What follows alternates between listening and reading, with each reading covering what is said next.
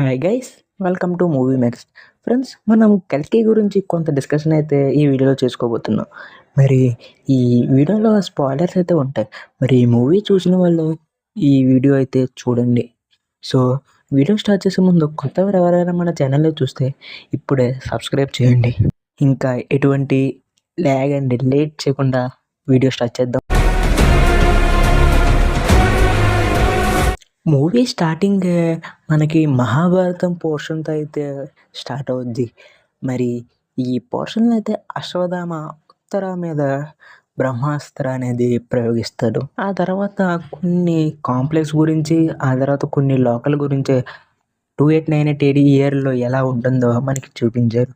మరి ఇదంతా ఇప్పుడు ఎందుకు చెప్తున్నానంటే, అసలు మనం ఇప్పుడే ఈ 2024లోనే మనకి పాపాలు అనేవి చాలా చాలా ఎక్కువైనాయి. అటువంటిది మన 2898 ADలో ఎంత బాగా పాపాలనేది పెరుగుతాయో మనం ఊహించుకోవచ్చు.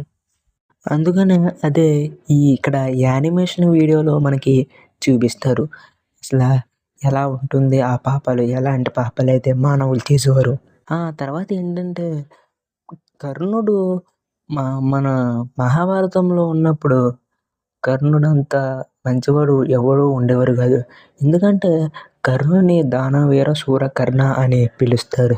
మరి అలాంటి కర్ణుడు చాలా మంచి పనులు చేసిన కర్ణుడికి ఎప్పుడు చెడే జరిగేది.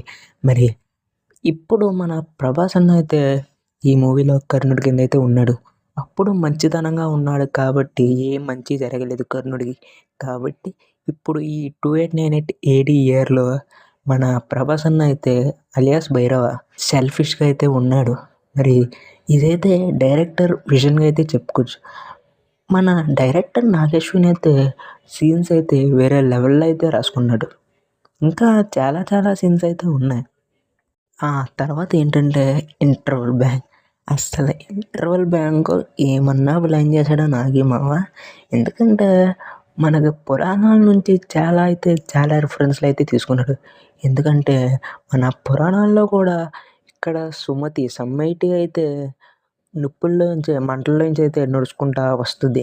అలాగే మన పురాణాల్లో కూడా మన కృష్ణుడిని తీసుకొస్తున్నప్పుడు సముద్రంలో నుంచి ఇలా నడుచుకుంటూ వస్తాడు. దాన్ని రిఫరెన్స్గా తీసుకుని మన నాగేశ్వరిని అయితే ఇలా డైరెక్ట్ చేశాడు. తర్వాత అక్కడే మన కర్ణుడు యుద్ధం ఓడిపోవడానికి గల కారణం ఒక చక్రం మట్టిలో కూరుకుపోవడం వల్ల.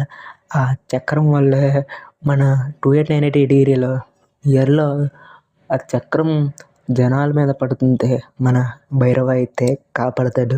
ఇది కూడా ఒక పే ఆఫ్ సీన్ లాగా అయితే నాకు అనిపించింది. ఇక్కడతో ఫస్ట్ హాఫ్ అలా వెళ్ళిపోయి మన ఇంటర్వెల్ బ్యాంక్ అయితే వేరే లెవెల్ ఉంది. కానీ సెకండ్ హాఫ్ మాత్రం ఏమన్నా ప్లాన్ చేశాడా? నిజంగా లాస్ట్ 30 minutes మాత్రం అస్సలు నేను సీట్లో అయితే కూర్చోలేదు ఫ్రెండ్స్.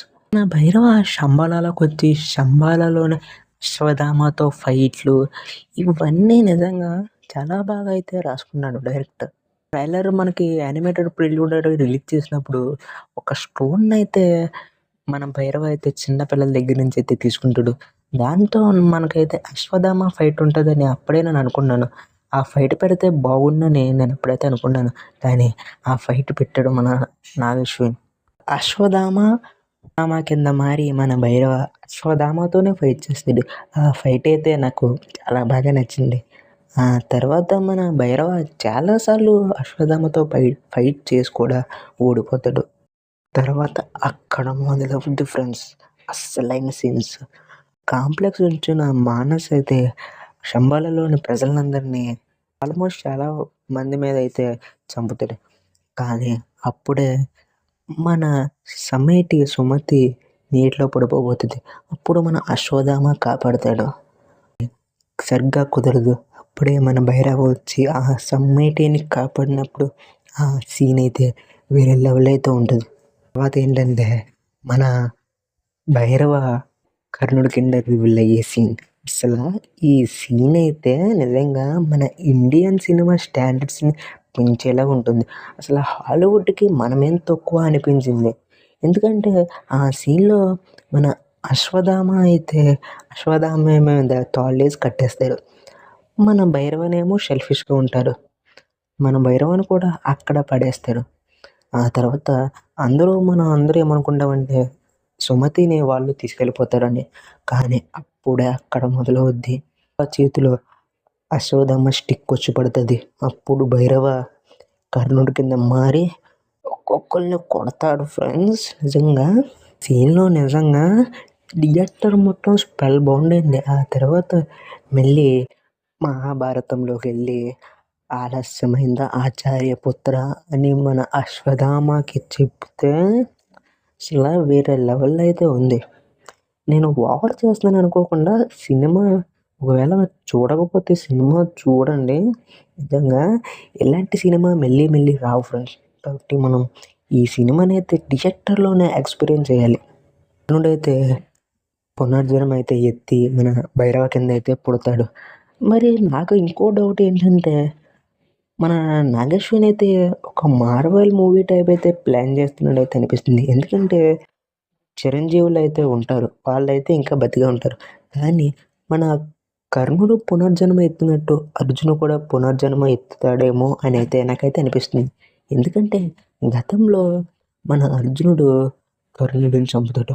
మరి మన కర్ణుడు అయితే రివెంజ్ తీర్చుకుంటాడని అయితే అనిపిస్తుంది ఈ 2898 ఇయర్లో. మన నాగశ్విన్కి అయితే సలాం కొట్టు చెవులు మూయాలి ఫ్రెండ్స్.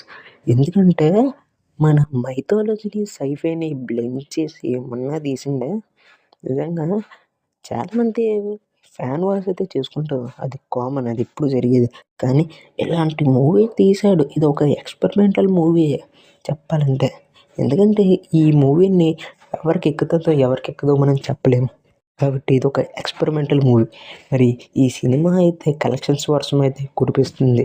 మరి ఈ సినిమా పార్ట్ 2 గురించి అయితే నేను ఈగర్లీ వెయిట్ చేస్తున్నాను ఫ్రెండ్స్. ఈ మూవీ మీరు కూడా చూస్తే మీకు ఏ షాట్ నచ్చిందో కింద కామెంట్ చేయండి. అలాగే మీకు ఏ షాట్ నచ్చలేదో కామెంట్ చేయండి. మీరు ఎన్నిసార్లు ఈ మూవీని చూసారో కూడా కామెంట్ చేయండి. అలాగే ఫస్ట్ టైం మన ఛానల్ని చూస్తే ప్లీజ్ సబ్స్క్రైబ్ చేయండి. సబ్స్క్రైబ్ చేయడం ద్వారా నేను ఎలాంటి వీడియోలు ఎన్నో పెట్టేదాకా మీ దాకా వస్తుంది. సో అలాగే నేను ఏమైనా తప్పు చెప్పుంటే కింద కామెంట్ చేయండి. నేను నెక్స్ట్ వీడియోలో కరెక్ట్ చేసుకోవడానికి అయితే ట్రై చేస్తాను. సో ఇంకో మంచి వీడియోతో మళ్ళీ కలుసుకుందాం. అంతటి వరకు signing off Movie Max. Bye.